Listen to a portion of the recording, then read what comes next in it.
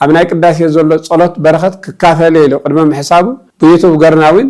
قال እግዚአብሔር አምላክ سمعنا ምክንያቱ እግዚአብሔር አምላክ በባህሪው ንጹህ ነው እስመ አብ ወወልድ ወመንፈስ ቅዱስ አሐዱ አምላክ አሜን አመላ ዓለም ትነብሩ እነዚህ መደብ ተካታተሉ በነ እግዚአብሔር ሰላምታ ሰላም ይብለኩም አለሁ እግዚአብሔር አምላክና አብዛሃለና ሐሊና ሰላምን ቅሳነትን ረህዋን ሁላትና ያዕድለና ነሳዓት ዚዊን نخنسمع قالوا سلازف قالنا كبر مسكانان أملخون وداسين يخون ولادي تأملاخ زخبرتن سمسكانتن تخون كلهم قدسان እግዚአብሔር አምላክ زخبرن سمسكانن يخونو كامناي بقدامه ዝነበረ ቀጽልና ስርዓተ ቅዳሴ በጽሑፍን ከሙን በትርጉም ናይ ቅዳሴ ስርዓት ክንመሃር ንኸሊና ኢልኩም አብታቦስ ዘዶር ዝብል ቻነል አቲኹም ዝሓተትኩም ሰባት ስለመጽኹም ምሕታትኩም ብጣዕሚና ነመስግነኩም ሕጂውን ናብ ካለ ንኽበጽሕ ሸር እንዳገበርኩም ነዚ አካውንት እዚ ንኸተዕቢቦ ነዚ አካውንት እዚ ሞራል ተስፋ ንኽትሁብና ብስም እግዚአብሔር አምላክ ንሓተኩም ማለት እዩ ምክንያቱ ብዘይ ሰብ ዝግበር ነገር የለን ናይ ኩሉ ነገር ሰብ እዩ ምክንያቱ ንሕናዊን ኣብዚ መጺና ንምህር ዘለና ንሰቢና كسمعنا زخل سبيو كله نعنايو እግዚአብሔር አምላክ كل ነገር ዘዳለው ሰብ ክቡርዩ ንሰብ ክቡር ከመኻኑ كل ነገር አዳሊሉ ንኽምህረና ወይ እግዚአብሔር አምላክ ብስተፋላለየ መምሃራን ገይሩ ብስተፋላለየ ሊቃውንት ቤተክርስቲያን ገሩ ለማዓንቱን ሓረካውን መሃሮ ካብቲ ስርዓት ማለት እዩ ስርዓተ ቅዳሴ ቅድመ መኻድና ናብ ቅዳሴ ክንገብረም ዘለና ዝብል እዩ ቅድመ መኻድና ናብ ቅዳሴ ክንገብረም ዘለና ሓደ ሰብ ናብ መርዓ ቅድመ መኻዱ ክገብሮ ዘለዎ አሎ ብፍላይ ኣብዚ ግዜ እዚ ናብ መርዓ ቅድመ መኻዱ እንታይ ዓይነት ምድላዋት ይገብራ ደቂ ኣንስትዮ ዋላ ደቂ ተባዕትዮ ወይ ብዝተኻለ መጠን ርዶ ነገር እዩ ናብ ትምህርቲ ክኸይድ ኮይኑ ናብቲ ትምህርቲ ዝኸረ ዘሎ ቅድመ ናብ ትምህርቲ መኻዱ ምድላዋት ይገብር ሓደ ሓረስታይ ቅድምና ማሕረስ መኻዱ ምድላዋት ይገብር ምክንያቱ ማሕረሹ የተብዕ ካል ዘሎ ነገራት ማለት ናውቲ ማሕረስ የዳሉ ኩሉ ነገር ተዳልዩ ዘሪ አዳልዩ ይኸይድ ንምንታይ ፍረኽ ረክብ ኢሉ ስለዚ ኩሉ ነገር ብስርዓት አሎ ማለት እዩ ስለዚ በዚ መሰረት ናፍቲ ቅዳሴ ክንብል ከለና ኣብዚ ሓለፈ ስለዝገለጽና ትርጉሙ ሎማዓንቲ ቅድመ ናብ ቅዳሴ መኻድና ክንገብሮ ዝግባአና ምድላዋት አሎዲ የለን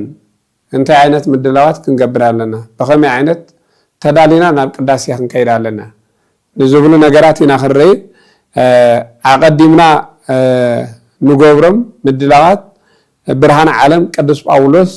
ከምዚ ስለዝብል ማለት እዩ ቀዳማይ ቆሮንጦስ ምዕራፍ 14 ቁጽር 4 ጊናኸ ኩሉ ብስርዓት በጋባብ ግበርዎ ኩሉ ነገር ብስርዓትን በጋባብን ግበርዎ ከም ተቀዲምና ዝበልናዮ ማድ ንምብላዕውን ኮ ስርዓት ኣሎ እዩ ምክንያቱ እንስሳዊ ባህሪ ኮንካን ጌርካ ትበለ ገለገለ ሰባት እንስሳዊ ናይ ማለት ጸሎት ከይገበሩ ምንም አባላላውን ስርዓት ዘይብሉ ማለት ናይ እንስሳዊ አባላላ አሎ ነገር ግን ኩሉ ነገር ትገብርዎ ብስርዓት ግበርዎ ኩሉ ነገር ዝተጻሓፈ ኻኒ ብስርዓትን በጋባብን ክኸውን ኣለዎ ኢሉ ንንደ ቅዳሴ ኩሉ ነገር ኣብ ኩሉ ንነብሮ ኣብ ቤትና ንነብሮ ኩሉ ስርዓት ክህሉ ኣለዎ መንሳያት ኮይና ቅድመ ወለድና ስርዓት ክንገብር ኣለና ወለድ ተኮይና አቅድመ ደቅና ስርዓት ክንገብር ኣለና ዘይ ስርዓታው ነገር ንደቅና ከኖርዮም አይግባኒ ክንምሁሮም አይግባኒ እና በዚህ መሰረት እንታዩ ክንገብሮ ዝግባአና ቅድመና ቅዳሴ መታውና ቅድመና ቅዳሴ መኻድና እንታይና ክንገብር እንታይ ዓይነት ስርዓትና ክንገብር ዘለና እንታይ ዓይነት ምድላዋትና ክንዳሎ ዘለና ዝብል ኢና ክንርኢ መምሃር ብስርዓት መምራሕ بسرعات بحقي كون سلو زلوي كنمهر تخويناون بسرعات يو خنياتو بزي سرعات تمهراي كمهراي كلني سرعات كل لو افتبيه تمرتي مجمرتا ንባላሸው እንታይ እንተይና ክንመሃር ከለና ኣብቲ ቤት ትምህርቲ ስርዓት የለና ዘይ ስርዓታውያን ዘይ ስርዓት እንተኮይና ጽባሕ ንጎኻ ዘይ ስርዓት ኢና ንኸውን ኣብ ገዛና ተዘይ ተሰሪዕና ኣብ ካልእ ክስራዕ ንኽእልና ዘይ ተሰርዓ በቤቱ ስድድውቱ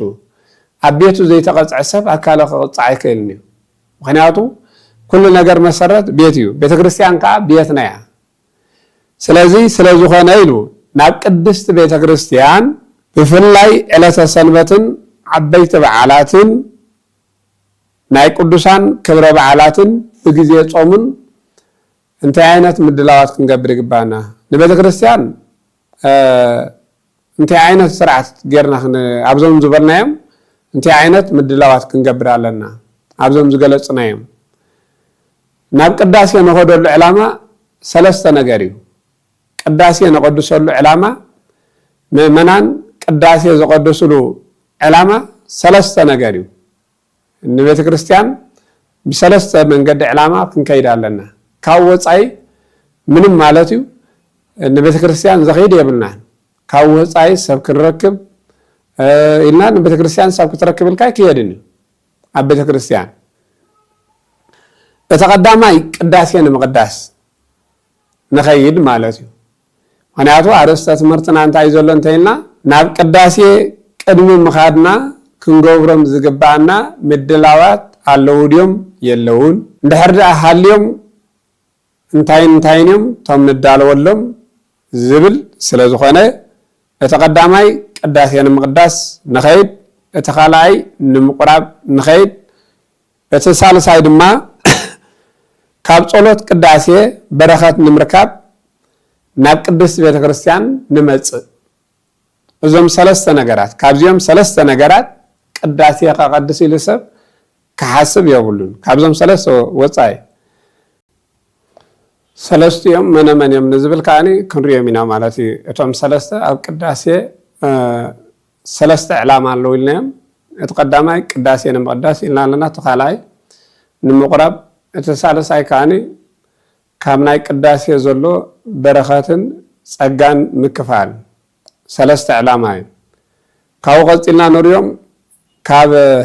ስጋብ ዘለዉ ዝተወሰኑ ነጥበታት ኣለዉ ንሳቶም ክንሪኢና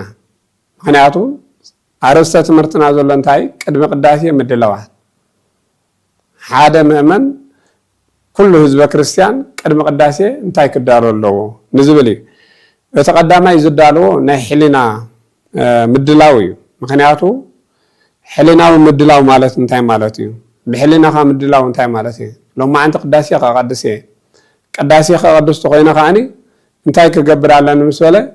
ሕሊኑ ከዳሉ ኣለዎ ሕሊኑ ኣብ ሓሳብ ክህልዎ ኣለዎ ቅዳሴ ከቀድስ ከም ምዃኑ ከላይ ብሕሊኑ ሓሳባት ክህልዎ ኣለዎ ናብ እግዚኣብሔር ኣምላኽ ፊት ስለ ንቐርብ ጽቡቕ ሕሊና ክህልወና ይግብኦ ኣብቲ ቅዳሴ ንቀድሰሉ ጽቡቕ ዝኾነ ሕሊና ምክንያቱ ጽቡቕ ዝኾነ ሓሳብ ክህልወና ኣለዎ ምክንያቱ መሰረቱ ቅድሚ ቅዳሴ ምድላው ከምታ ቀዲምና ዝበልናዮ ሰብ ንኩሉ ይዳለዩ ንሕማቕ ነገር እውን ይዳለዩ እንተይልና ኣብዚ ክዳልዎ ዘለዎ እቲ ቀዳማይ ንሱ እዩ ሐዋርያ ግብረ ሐዋርያት ምዕራፍ 2 ምዕራፍ 23 ቁጽሪ 1 ተመልኪትና ኣብ ቅድሚ ኣምላኽ ብኩሉ ሰናይ ሕሊና ተመላለሱ ይብል እናተመላለስኩም ንበሩ ኣብ ቅድሚ እግዚአብሔር ኣምላኽ ብሰናይ ዝኾነ ሕሊና ብሰናይ ዝኾነ ሓሳብ ክትመላለሱ ኣለኩም ኢሉ ግብረ ሐዋርያት ምዕራፍ 23 ዘሎ ሃይለ ቃል ይነግረና ስለዚ ናብ ቅዳሴ ቅድሚ ምኻድና ሕሊናና ጋና ከለና ሙሸት ኣዳሊና ክንጸንሕ ኣለና ብሓሳብ ኩሉ ነገር ምክንያቱ ሰብ ሓጢያት ክገብር ተኮይኑ እውን እኮ ብሕሊኑ ሓሲብ እዩ ሃንደበት ሓደ ሰብ ሓጢያት ኣይገብርኒ ሃንደበት ሓጢያት ኣይፍጽምን እኮ ማለት ድንገት ሃንደበት ዘይሓሰቦ ሓጢያት ክፍጽም ኣይክልኒ ቀዳምነት ኣብ ኣእምሩ ሓሲብዎ ይጸንሕ ስለዚ ቅዳሴ ቅድሚ ምድላዋት እንታይ ክንገብር ንዝብል ንሱ እዩ ምክንያቱ ሕሊናና ከነዳልዎ ኣለና ጥበበኛ ሰሎሞን ኣብ ምዕራፍ 23 ኣብ ምሳሌ ምዕራፍ 23 ቁጽሪ 26 ዘሎ ቃል ከዓኒ ወደየ ልብኻ ሃበኒ ይብል ማለት እዩ ወደየ እንታይ ከሃበኒ ልብኻ ሃበኒ የዕንትኻ ድማ ንመንገዲ ይከተላ ስለዚህ እግዚአብሔር አምላኽ ኣብ ቅዳሴ ግዜ ካባይን ካባኻትኩም ዝደልዮ እንታይ እዩ እንድሕር አይተይልና ልቢ ይደል እግዚአብሔር መጀመርታ ልቢ ሰብ ብልቡ ሕሊኑ አዳልዩ ብልቡ ንጽና ልቢ የልዮ ማለት እዩ ናብ ቅዳሴ ቅድሚ ምምፁ ከቀድስ ኢሉ ቅድሚ ምሕሳቡ ቆርብ ኢሉ ቅድሚ ምሕሳቡ እንደገና ድማ ካብ ቅዳሴ ኣብ ናይ ቅዳሴ ዘሎ ጸሎት በረኸት ክካፈል ኢሉ ቅድሚ ምሕሳቡ መጀመርታ ከዳልዎ ቅድሚ ዝግጅት ወይ ቅድሚ ምድላው ቅድሚ ቅዳሴ ምድላው ዘድልዩ ዞም ነገራት እዚኣቶም እዮም እግዚአብሔር አምላኽ ልቢ ይደሊ ናብ ቤተ እግዚአብሔር አምላኽ ክንመጽእ ከለና እግዚአብሔር አምላኽ ካባና እንታይ እዩ ዝደሊ እንተይልና እግሪ አይደለን እዩ ዓይና አይደለን እዩ እዝንዊን አይደለን እዩ ዘሎ ነገራት አካላት ኢሉን አይደለን እዩ እንታይ አይደል እግዚአብሔር ካብ ደቅ ሰባት እንተይልና ልቢ ይደሊ ማለት እዩ ምክንያቱ ወደየ ልብኻ ሃበኒ ስለዝበለ ጥበበኛ ሰሎሞን ይዕንትኻ ድማ ንመንገደይ እንታይ ግበራ ይከተላ ከመይሉ እንደሕራይና ዓይኒ ዘይብሎም ኣብ ቤተ ክርስቲያን ኣለው እግሪ ዘይብሎም ኣብ ቤተ ክርስቲያን ኣለው እዝኒ ዘይብሎም ኣብ ቤተ ክርስቲያን ኣለው ኢድ ዘይብሎም ኣብ ቤተ ክርስቲያን ኣለው ኣፎም ክዛረቡ ዘይክእሉን ኣብ ቤተ ክርስቲያን ኣለው ከመይ ገሮም እግዚአብሔር አምላኽ ዞም ሰባት እዚኣቶም ኢድ የብሎም እግሪ የብሎም ዓይኒ የብሎም እዝኒ የብሎም ብኸመይ ገሮም እግዚአብሔር አምላኽ ክረኽቦ ይኽእሉ ብኸመይ ገሮም ክዛራረቡ ይኽእሉ እንተይልና ልቦም እግዚአብሔር ልቢ ይደሊ ምክንያቱ ናይ ኩሉ ህይወትና እውን ልብና እዩ ሞተር ማለት ልቢ እዩ ወዲ ሰብ ብዘይ ኢድ ብዘይ እግሪ ብዘይ ዓይኒ ብዘይ እዝኒ ክነብር ይኽእል እዩ ምክንያቱ እዝኑ ዘይሰምዕ ኮይኑ ክነብር ይኽእል እዩ ክልተ የዳው ዘይብሉን ክነብር ይኽእል እዩ ክልተ የጋር ዘይብሉን ክነብር ይኽእል እዩ ዓይነ ስውር ኮይኑን ክነብር ይኽእል እዩ ጥዕና ዘይብሉን ኮይኑ ክነብር ይኽእል እዩ ልቢ ዘይብሉ ግን ክነብር አይክእልኒ እዩ ልቢ ዘይብሉ እንታይ ክኸውን አይክእልኒ ክነብር አይክእልኒ ምክንያቱ ልቢ የድሊ ማለት እዩ ልቢ ተዘይሃልይዎ ሓደ ሰብ ልቢ ዘይብሉ ክነብር ይኽእል እንተይልና ልብና ማለት ሞተር እዩ ምክንያቱ ልብና ደም ምርጫው ወይ ድማ ደም ጭንጓዕ እንድሕር ኣቋሪፁ ንሕና ከዓ ኣብዚ ዓለም እዚ ኣቋሪፅና ኣለና ብዘይ ልብና ክንነብር ኣይንኽእልና ስለዚ ነዚ ጥበበኛ ሰሎሞን እንታይ ኢሉሎ ወደየ ልብኻ ሃበኒ ንእግዚአብሔር አምላኽ ልብና ክንቦ ይግባአና ነዚኦም ብተደጋጋሚ ቀፂልና ክንሪአና ዲያቆን እውን ኣብ ቅዳሴ እንታይ ዝብል እንታይ ርኢና በሰማይ ይሃሉ ልብኩም ይብል ልብኹም ኣብ ሰማይ ይሃሉ ናብ ቅዳሴ ቅድሚ ምኻድና ቅድመ ዝግጅት ቅድሚ ምድላውና እንታይ ነግረና ኣሎ ንሕሊናና ከነዳልዎ ጽባሕ ከቀድስ ጽባሕ ካብ ቅዳሴ በረኸት ክካፈል ጽባሕ ክቆርብ እንድሕር ኢሉ ጋና ምሸት ከሎ ሕሊኑ ኣዳልዩ ናብኡ ክኸይድ ከም ምዃኑ ንሕሊኑ ከዳልዎ ክኽእል ኣለዎ ሓደ ሰብ ሕሊኑ ከይተዳለወ ብእግሩ ብምኻዱ ትርጉም የብሉን እግርና ቤተ ክርስቲያን ከሎ እኮ ልብና ሃገር ናብ ሃገር እዩ ዝጎይ እግርና ቤተ መቅደስ ከሎ ልብና ናብ ካልእ ቦታ እዩ ዝኸይድ ስለዚ ሰብ ኣብ ቤተ ክርስቲያን ከሎ ልቡ ኣብ ካልእ ይህሉ ነዚ ወንጌል እንታይ ኢሉሎ ለእመሃሎ ኢሉ ልብከ ህየ ይህሉ መዝገብከ ማቴዎስ ወንጌል ምዕራፍ 6 ተመልክትና ልብኻ ኣብ ዘለዎ ገንዘብካ ኣውሎ ገንዘብካ ኣብ ዘለዎ ልብኻ ኣሎ ኢሉ ስለዚ ገንዘብና ኣብ ዘቐመጥናዮ ልብና ኣውዩ ሓደ ሰብ ንቤተ ክርስቲያን መፅኡ ወይ ናብ ካልእ ስራሕ ወፅኡ ካብ ገዙ ናብ ዝተፈላለየ ቦታ ይወፅእ ኣጋጣሚ ኮይኑ ገንዘብ ኣብ ገዛ ይርስዕ ከየቐመጦ ማለት እዩ ትሚሉ ኣብ ገዙ ይርስዕ السب زي لبابي يزلو أبغون زبي يزلو مخنياتو سبر خل إعلان يخون سبر الإعلان يخون سبر يرخب يخون بزحنا جرات حسابات علوه سلازي بزي مسرت قدما زججت حلينا أنا كندالو يجبعنا تهزبل قدما نبيت زيادة أملاك ممتعنا أقدمنا درس سنبت حلينا أنا ندالو يبل نصولت قداسية كنكاتاتل يحجزنا حلينا مدلاو مالت صلاة قداسية كنكاتاتل قال السبات قداسية قدسي لهم مصيوم بدقاس زودو ولو مخنياتو أمونغو قداسية دقاسي مصيوم أمونغو صلاة قداسية دقاسي مصيوم انتاي كوينا منتينا أقدمون بدره حلينا ما يدالي وول تميلهم هاندبت يمصيوم እና በዚህ መሰረት ነዚ ብለና እዚ ክንብል ከለና ግን 6 መዓልቲ ኣብ ስራሕ ንቕኒ እታ ሻውዒት መዓልቲ ዝኾነት ናብ ቤተ መቅደስ እግዚአብሔር አምላክ ንግስክስ እግዚአብሔር አምላክ ንዓና ዝሃበና ቀሊል ነገር አይኮነን 6 መዓልቲ ክንሰርሕ ፈቂድልና ኣሎ እንደገና ድማ ካብ ሻድሸይቲ ሓንቲ መዓልቲ 100 ቅርሺ ንዓና ክንሰርሕ 100 ቅርሺ ወይ 1000 ቅርሺ ተኮይኑ ደመወዝና ካብታ 1000 ቅርሺ 900 ንዓና እዩ እታ 100 ግን ንቤተ እግዚአብሔር እያ እታ 6 መዓልቲ ንቤተ እግዚአብሔር ንዓኻ ኢልኳ ኣሎ ሓንቲ ግን ንዑ እግዚአብሔር ሓንቲ እዩ ዝብል ማለት እዩ ካብ በኹራት ሓደ ካብ ገንዘብካ ሓደ ካብ ዕለታት ሓደ ዕለተ ሰንበት ክኸውን ከሎ ክድቅስ ከም ዘይብልካ ዕለተ ሰንበት ክኸውን ከሎ ንቅዳሴ ክትዳለዎም ዘለካ ይብል ስለዚ በዚህ መሰረት መጽሐፈ ምሳሌ ምዕራፍ 5 ቁጥር 1 ተተመልከትና ኻኒ ናብ ቤተ መቅደስ ክትግስግስ ከለኻ ናብ ቤተ እግዚአብሔር አምላክ ክትከይድ ከለኻ ተጠንቀቕ ኢሉ ትምድላዋት ጥንቃቄ የድልም ማለት እዩ ሓደ ሰብኮ ቤተ እግዚአብሔር አይኮነን ቤተ መንግስት ከይድ ከሎ ብዙሕ ምድላዋት ይዝገብር ቤት ፍርድ ከይድ ከሎ እንታይ ዓይነት ምድላዋት ንገብር አላባብሳና ይኹን ቤተ መንግስቲ ቆጸረተልና እንታይ ዓይነት ንገብር ኮ ሩድ እዩ ስለዚህ በዚህ መሰረት ናብ ቤተ እግዚአብሔር አምላክ ናብቲ ቅዱስ ስጋውን ክቡር ደሙን ዝፍተተሉ ናብ ቤተ እግዚአብሔር አምላክ ክትከይድ ከለኻ ነዚ ዳዊት ናብ ቤተ እግዚአብሔር አምላክ ንኸይድ ምስ ወለኒ ተሓጎስኩ ኢሉ ማዕረኽ እንደይ ከመይ ዓይነት ሓጎስ ኣሎ ቤተ እግዚአብሔር ምስከና ከመይ ዓይነት ደስታ ኣሎ ከመይ ዓይነት ፍስሓ ኣሎ ናብኡ ንኸይድ ምስ ወለኒ ኢሉ ማለት ስለዚህ ሓጎስ ፈጢሩለይ ናብ ቤተ እግዚአብሔር አምላክ ክንመጽእ ከለና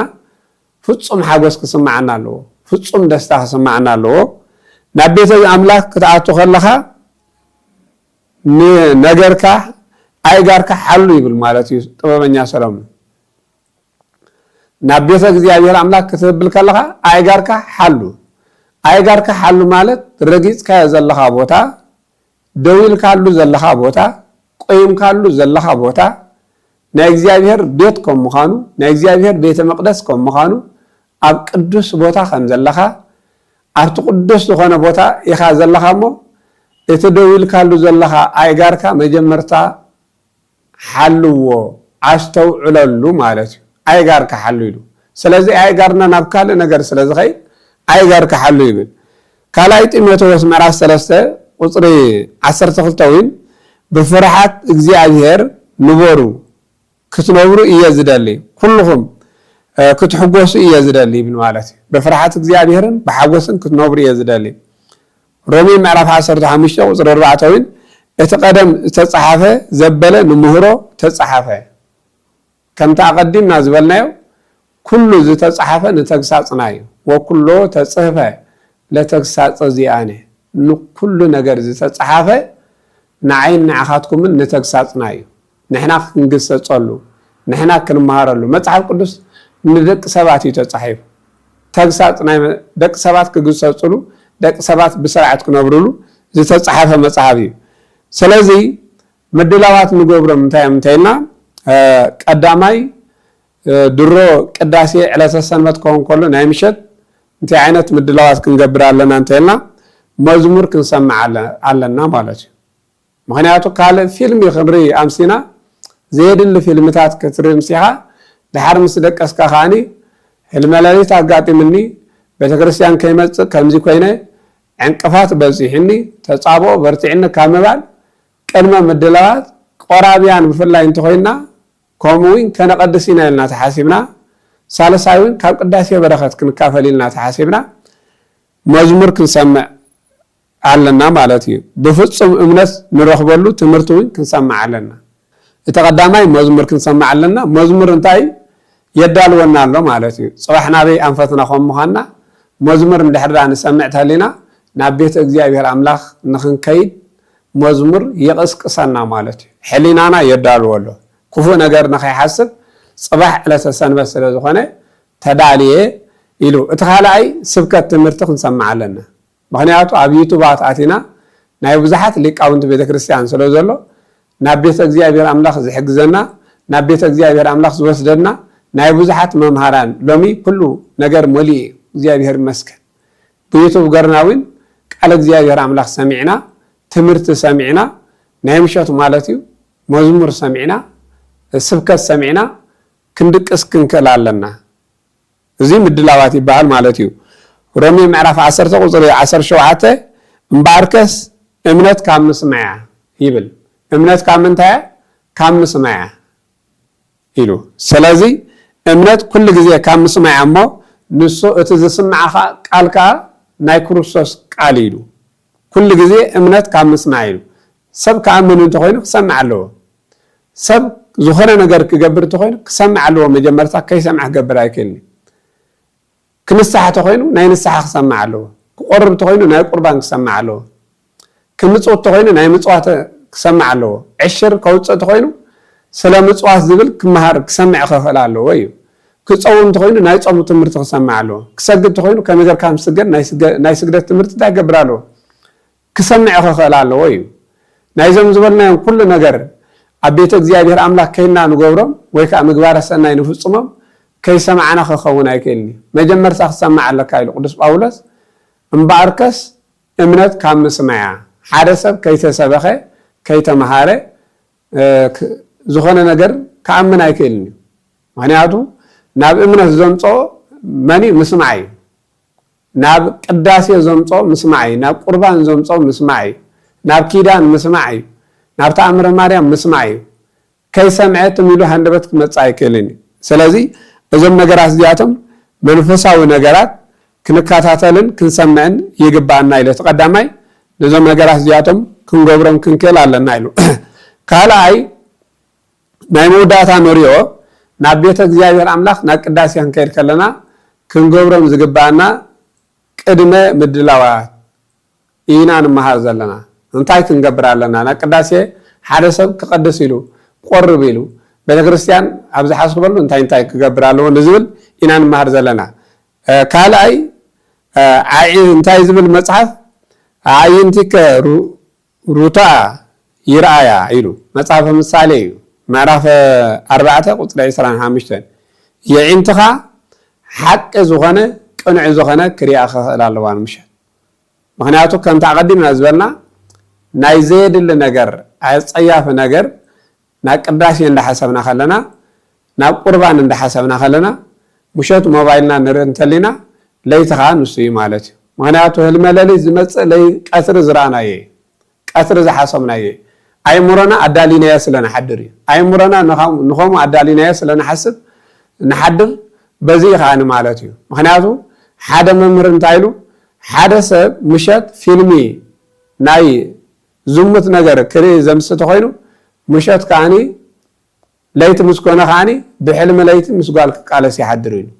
ምክንያቱ ምሸት ዝረአዮ ለይቲ ከዓ ክቃለስ ይሓድር ስለዚ ሕሊናና ንፁሃ ባህሪ ንፅህና ክንሕሉ ኣለና ማለት እዩ ምክንያቱ ይጠምታ ብዝበሎ በዚ ምክንያት እዩ ካልእ ለዝብል ነጥቢ ክንደይና ሀ ርኢና ኣለና 3 ነጥቢ ሐ ለርኢና ኣለና እዚኣቶም ነጥቢ እዚኣቶም ክርዮም ኢና እቲ ናይ ለ ነጥቢ እንታይ እንተይልና ናይ ሰውነትና ንፅህና ምድላው የድልየና ናይ ሰውነትና ንፅህና ክንብል ከለና ተፈጥራዊ አካላትና ማለት ምሸት ሰንበት ሻወር ክንወስድ ክንክእል ኣለና ክንቆርብ እንተኮይናን ከነቀድስ እንተኮይናን ካብ ቅዳሴ በረኸት ክንካፈል ኢና እንተሓሲብና ልክዕ እዚ ክንገብር ኣለና ናይ ርእስና ንፅህና ክንሕሉ ይግባአና ምክንያቱ ሓደ ሰብ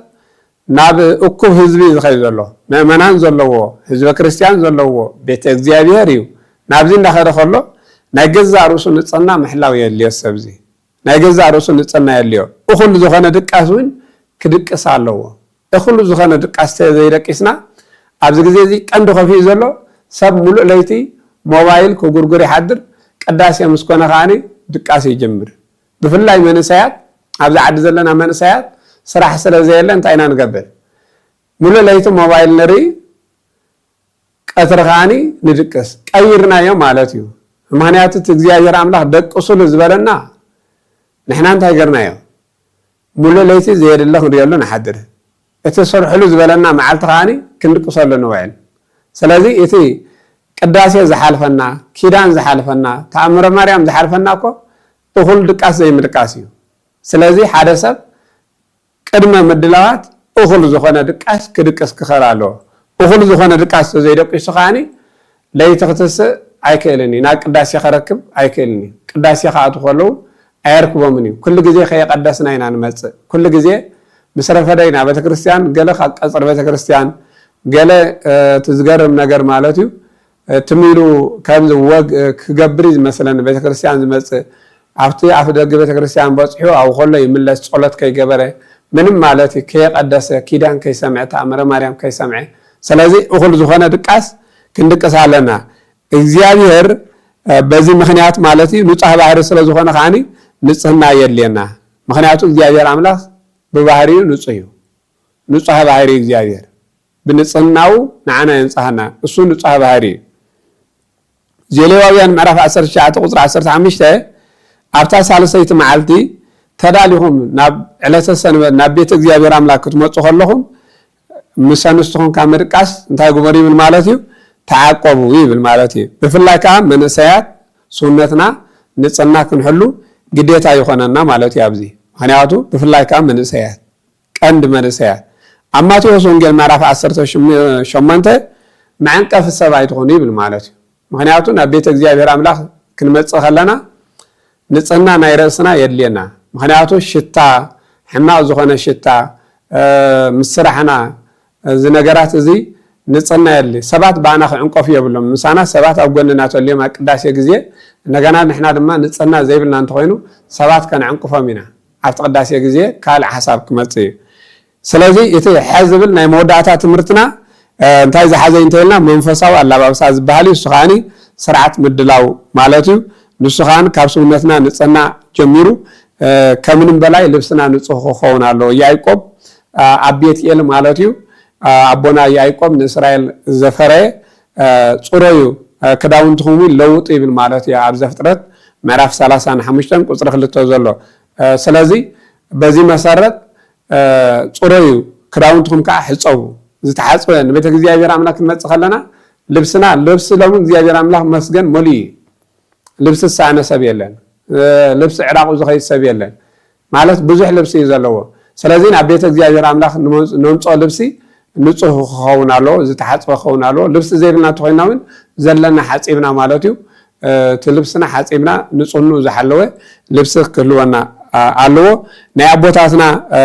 ኣላባብሳ ክንለብስ ኣለና ናይ ኣዴታትና ኣላባብሳ ክንለብስ ኣለና ዘይልበሱ ኣልባሳት ኣለዉ ንሳቶም ከዓ እንታይ እዮም እንተኢልና ደቂ ተባዕትዮ ክለብስዎም ዘይግቦም ንኣብነት ጃኬት ገርካ ቤተክርስትያን ምምፃእ ነፀላ ዘይብልካ ከምኡውን ሸሚዝ ገርካ ብዘይ ነፀላ ቤተክርስትያን ምምፃእ ቆራፅ ክስታይ ገርካ ብዙሕ ነገር ኣላ ኣብ ደቂ ተባዕትዮ ማለት እዩ ስለዚ ገለ ከዓኒ ክዳን ለይቲ መርሾም ማለት እዩ ለይቲ ዝነበረ ማለት እዩ ዝኾነ ነገር ናይ ለይቲ ልብሲ ማለት እዩ ለቢሶም ዝመፁ ኣለዉ መብዛሕትኦም ኣብዚ ግዜ ዘለና መንእሰያት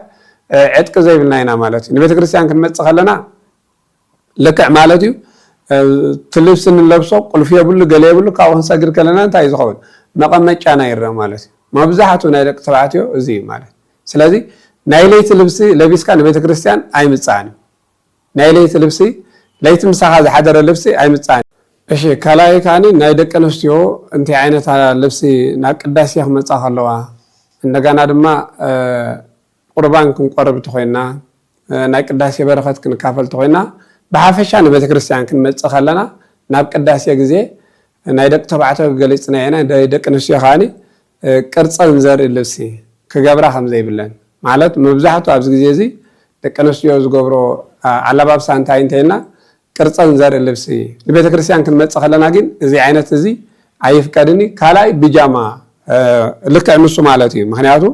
ናይ ለይቲ ልብሲ ዝበሃል ኣሎ ናይ ለይቲ ልብሲ ናይ ደቂ ተባዕትዮ ይኹን ናይ ደቂ ኣንስትዮ ይኹን ንቤተክርስትያን ናይ ለይቲ ልብሲ መሊስካ ምምፃእ ኣይፍቀድኒ ማቴዎስ ወንጌል ምዕራፍ 22 ሓደ ቃል ኣሎ ብዚ ንምንታይ ክዳን መርዓ ዘይተኸደንካ ኢሉ ጎይቱ ነቲ ናብ መርዓ ዝተዓደመ ሰብ ሓተቶሞ መልሲ ሲኑ ደው በለ ስለዚ ኣነ ንስኻትኩም መልሲ ከይነስ እንዳሓር ግዜ ኩሉ ግዜ ኣብ ቅዳሴ ነቀድሰሉ ምድላዋት ክንገብር ይግባአና ካልኣይ ወርሃ ልማድ ኣዴታት ወይ ድማ ወርሃ ኣበበን ደቂ ኣንስትዮ ዝብል ኣቐዲምና ሰሪሕናዮ ስለ ዘለና ኣብቲ ዩቱብ ንስኣትኩም ክትሪእዎ ክትክእሉ ኣለኩም። ምክንያቱ ብዛዕባ ናይ ንፅህና ኢልና ኣለና ጓል ኣንስተይቲ ንቤተ ክርስቲያን ትኽልከለሎም መንገዲ ወርሃ ኣበባ ወይ ድማ ልማድ ኣዴታታ ካለዋ ቤተ ክርስቲያን ክትመፅእ ትኽእሎ ኣይትኽእልን ኣብ ዝብሉ ኣብ ውሽጢ ታቦት ዘዶር ቻነል ተቐሚጡልኩም ስለ ዘሎ ኣቲኹም ክትሪእዎ ትኽእሉ ኢኹም። ስለዝነበረና መደብ ነዚ ይመስል። እግዚአብሔር አምላክና ዝመሃረና ዝገሰጸና ክብርን ምስጋናን አምልኾን ውዳሴን ነው ይኹን። ወስብሐት ለእግዚአብሔር።